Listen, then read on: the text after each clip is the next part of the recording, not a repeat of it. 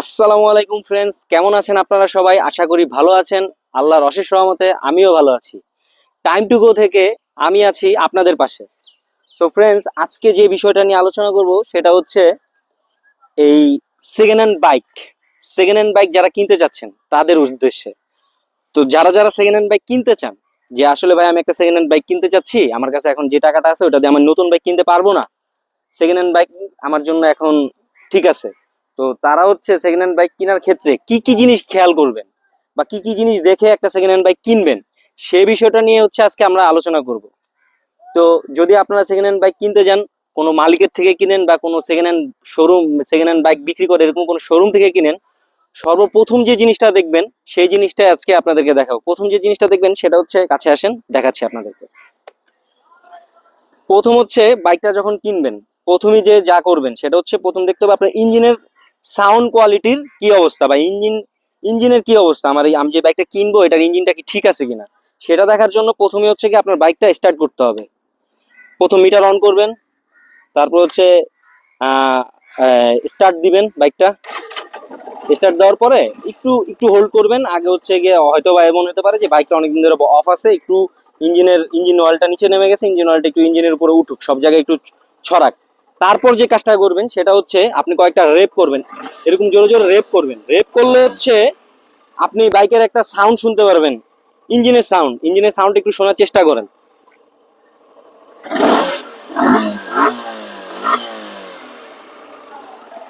আর একটা জিনিস খেয়াল করবেন সেটা হচ্ছে বাইকের আপনার হচ্ছে এক্সজস্ট।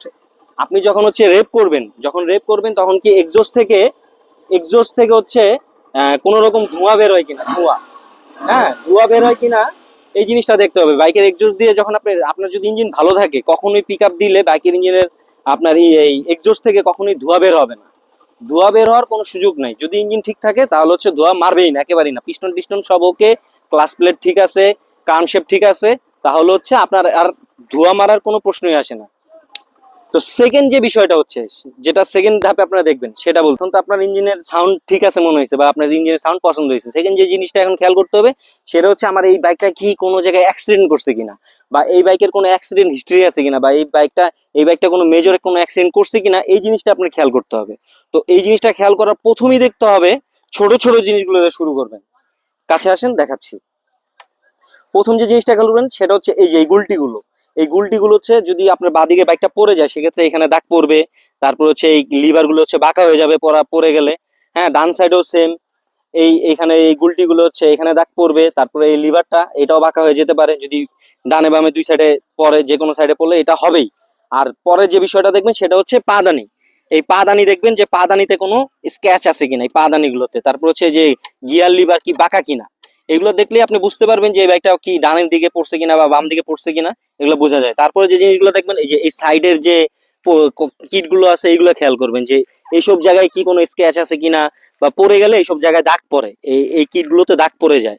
তারপর হচ্ছে এই মাঠগাট গুলোতে দাগ পড়ে যায় বা একটু ফাটা ভাঙা থাকে। সো এই জিনিসগুলো খেয়াল করতে হবে। এই সেম জিনিসগুলো খেয়াল করবেন আপনি বাইকের উল্টা পাশেও, এই পাশেও খেয়াল করবেন, ও পাশেও খেয়াল করবেন। তাহলে হচ্ছে আপনি বুঝতে পারবেন যে এই বাইকটা কি ডানে বামে পড়ছে কিনা, বা এটা ছোটখাটো কোনো অ্যাক্সিডেন্ট হয়েছে কিনা। যখন দেখবেন যে ছোটখাটো কোনো অ্যাক্সিডেন্ট হয় নাই, তখন যে স্টেপটা মানে পরে যে জিনিসটা খেয়াল করবেন, মেজর যে জিনিসটা, সেটা এখন দেখাবো আপনাদেরকে। কাছে আসেন। সেটা হচ্ছে বাইকের রিম। যেমন এই বাইকের রিমটা খেয়াল করতে হবে প্রথমেই, যে এই বাইকের রিমে কি কোনো সাদা দাগ আছে কিনা বা স্টিলের মতন বের হইতেছে কিনা, এই যে এখান থেকে পুরোটা একটা স্ক্র্যাচ পড়বে। যদি হচ্ছে এই বাইকটাতে যদি কোনো রকম অ্যাক্সিডেন্ট হয়, এই বাইকটা কোথাও কোথাও যা কাউকে মেরে দিছে বা কোনো গর্তে পড়ে গেছে, সেক্ষেত্রে হচ্ছে এই রিমটা হচ্ছে টাল হয়ে যাবে। টাল হইলে এই একটা রিমের দাম দেখা যায় যে 10 থেকে 15 হাজার টাকা, 20 হাজার টাকা পর্যন্ত হয় অনেক অনেক বাইকে। সো এরকম একটা অ্যামাউন্ট দিয়ে কেউ হচ্ছে আপনার রিমটা চেঞ্জ করতে চায় না। তো সেক্ষেত্রে তারা কি করে, তারা হচ্ছে আপনার লেদে নিয়ে যায়। লেদে নিয়ে যায়, লেদে নিয়ে করে কি, যে আপনার 1000-1500 টাকা দেয়, ওরা হচ্ছে গিয়ে আপনার এই রিমটা ঠিক করে দেয়, হ্যাঁ, অ্যাডজাস্ট করে দেয়। তো সেই ক্ষেত্রে যখন ওরা যে মেশিনটা দিয়ে কাজ করে, ওই মেশিনটাতেই হচ্ছে এই রিমগুলোতে একটা সাদা একটা স্ক্র্যাচ, গোল একটা সাদা একদম রাউন্ড একটা স্ক্র্যাচ পরে ফেলে দেয়। তো ওই জিনিসটা যখন আপনারা দেখবেন তখন বুঝেই নিবেন যে এই রিমটা অবশ্যই টাল হয়েছিল, যার কারণ হচ্ছে আপনার এটার টালটা ঠিক করানো হয়েছে। নেক্সট যে বিষয়টা, নেক্সট বিষয়টা ওই সামনের চাকার মতন সেম পিছনের চাকা, তো যদি আপনারা দেখেন যে পিছনের চাকাতে এরকম রিমের মধ্যে দাগ আছে, হ্যাঁ, বা হচ্ছে এরকম একটা স্ক্র্যাচ আছে গোল শেপের, তো সেক্ষেত্রে আপনারা বুঝে নেবেন যে এই পিছনের টায়ারের এই রিমটাও টাল ছিল, ওটা হচ্ছে ও অ্যাডজাস্ট করছে। So, তো নেক্সট যে বিষয়টা সেটা হচ্ছে, এখন তো আপনার বাইকে আপনি বুঝে গেছেন যে এই বাইকটা কি অ্যাক্সিডেন্ট করছে কিনা। যখন দেখবেন না অ্যাক্সিডেন্ট করে নাই, তাহলে এখন আপনার বুঝতে হবে যে এই বাইকটা কত কিলো চলছে। আমার এই বাইকটা আমি যে কিনতেছি, এই বাইকটা এক্সাক্ট কত কিলো চলছে সেটা তো আপনি বুঝতে পারবেন না। সেক্ষেত্রে হচ্ছে বোঝার জন্য যে একদম 10,200 কিলোমিটার চলছে বা 10,100 কিলোমিটার চলছে বা 8,000 কিলোমিটার চলছে, এটা তো আমরা দেখে বুঝতে পারবো না। সো আর যারা হচ্ছে মিটার টেম্পারিং করে, হ্যাঁ, মিটার কম বেশি করে শোরুম থেকে, তো সেই ক্ষেত্রে হচ্ছে আপনারা এটা বুঝে নিতে হবে। আজান দিচ্ছে ফ্রেন্ডস, আমরা একটু আজানের পরে কথা বলি। তো ফ্রেন্ডস, আজান শেষ, এখন হচ্ছে আমরা আবার কন্টিনিউ করি। সেটা হচ্ছে আমার বাইকটা কত কিলোমিটার চলছে, আমি যে বাইকটা কিনবো ওই বাইকটা কত কিলোমিটার চলছে সে বিষয়টা জানার জন্য প্রথম যে জিনিসটা আপনারা চেক করবেন সেটা হচ্ছে বাইকের ডিস্ক। ডিস্ক দেখলে বোঝা যায় যে একটা বাইক কিরকম চলছে। কাছে আসেন, আপনাদেরকে দেখাচ্ছি।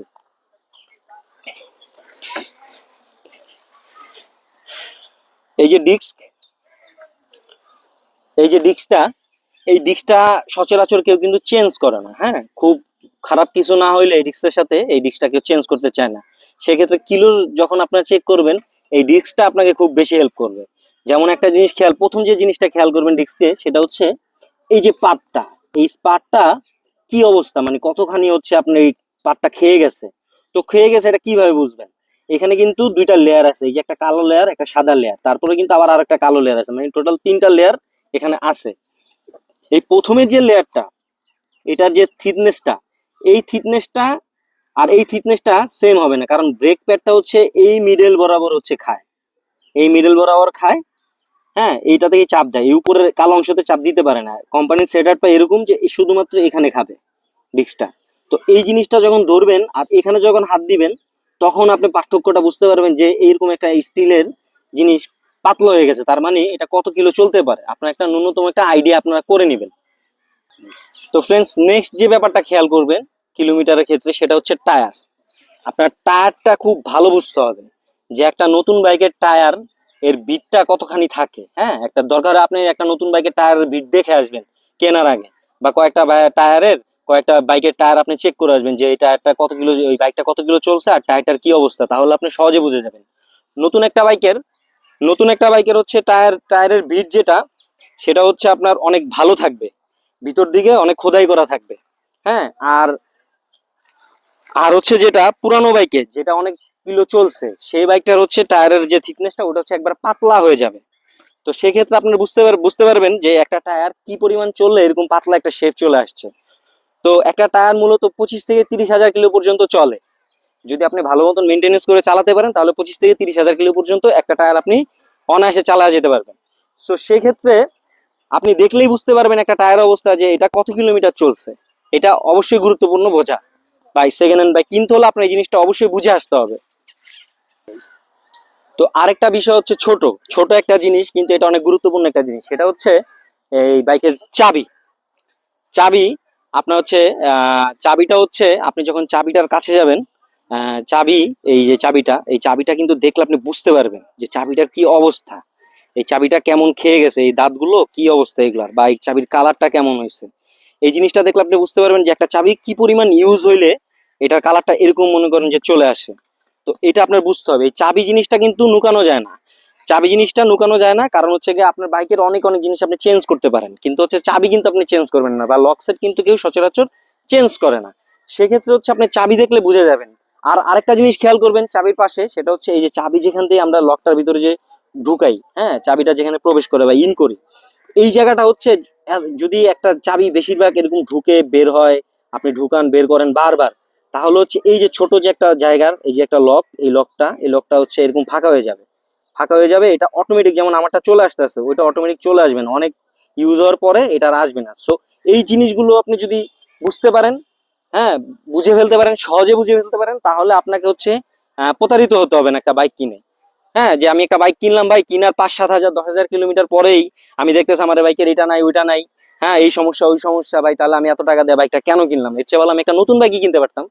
সো আপনি প্রতারিত যে জানি না হন, সেজন্য আপনাকে আগে সতর্কতা হতে হবে। যে আমি যে বাইকটা কিনতেছি সেটা কেমন, সেটা আপনার বিচার করে তারপর কিনতে হবে। তো ফ্রেন্ডস, আরেকটা জিনিস আপনারা চেক করবেন, সেটা হচ্ছে যাই বাইকের উপরে বসে সিট পজিশনটা আপনার কি অবস্থা, সেটা আপনি আগে বসবেন। বসে হচ্ছে আপনি দেখবেন যে এটার কি অবস্থা। হ্যাঁ, তো আমি আগে দেখি, এই হচ্ছে আমার বাইক, এটা হচ্ছে গিয়ে আমার সিট পজিশন।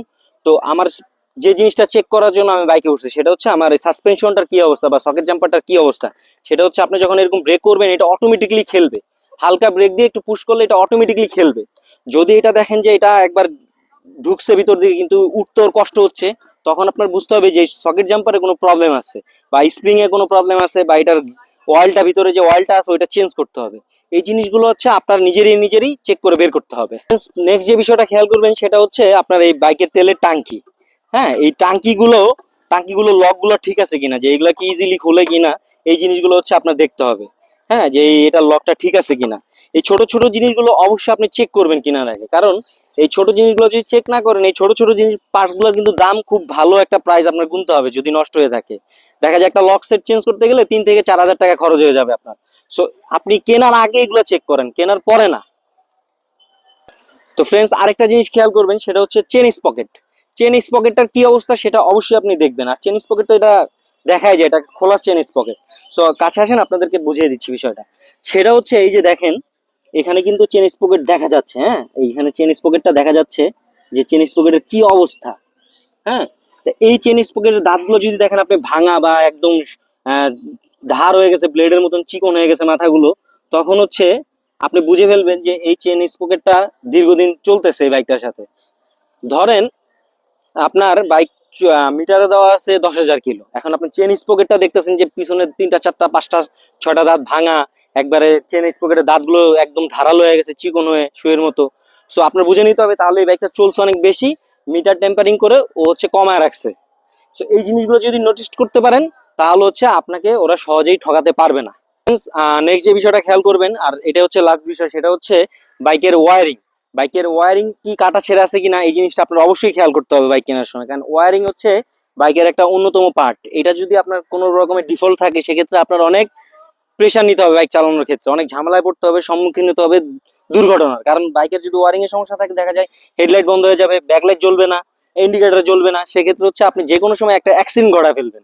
তাই বাইক কেনার আগে অবশ্যই হচ্ছে আপনার ওয়ারিং গুলা চেক করবেন, যে ওয়ারিং গুলা কি এখানে এই যে দেখেন, কাছে আসেন, কাছে আসলে বুঝতে পারবেন যে এই যে ওয়ারিং গুলো, যে ভিতরে যে ওয়ারিং গুলো, যে তারগুলো, হ্যাঁ এই জিনিসগুলো হচ্ছে আপনি চেক করবেন যে এগুলো কি কাটা ছেঁড়া আছে কিনা। এই তারগুলো ভিতর দিয়ে আরো আছে, ওই সাইডেও আছে। হ্যাঁ, তো এই জিনিসগুলো যদি আপনি চেক করতে পারেন ঠিকঠাক মতো, আশা করি ওয়ারিং এর ঝামেলায় আপনি পড়বেন না। সো এই ওয়ারিংটা হচ্ছে আপনার অবশ্যই কেনার সময় মনে করে চেক করতে হবে। দেখা যাবে ছোট্ট একটা জিনিস মাথা থেকে চলে গেছে, ভুলে গেছেন, কেনার পর হচ্ছে বিপদে পড়তে হবে। সো আগে থেকে এগুলো আপনি চেক করে ফেলবেন। তো ফ্রেন্ডস, সেকেন্ড হ্যান্ড বাইক কেনার ক্ষেত্রে কি কি জিনিসগুলো দেখতে হবে সেগুলো হচ্ছে আজকে আমি আমার অভিজ্ঞতা থেকে আপনাদের সাথে শেয়ার করলাম। বাকিটা আপনারা দেখার যখন কিনতে যাবেন তখন দেখে নেবেন। আর আমার ভিডিওগুলো যদি আপনাদের ভালো লেগে থাকে তাহলে হচ্ছে আমার ভিডিওগুলোতে লাইক দেন, কমেন্ট করুন, সেই সাথে আমার চ্যানেলটাকে সাবস্ক্রাইব করে আমার সাথে থাকুন, আমাকে সাপোর্ট করুন। তো ফ্রেন্ডস, নেক্সট কোনো ভিডিওতে আবার আপনাদের সাথে দেখা হবে, আবার কথা হবে। আসসালামু আলাইকুম।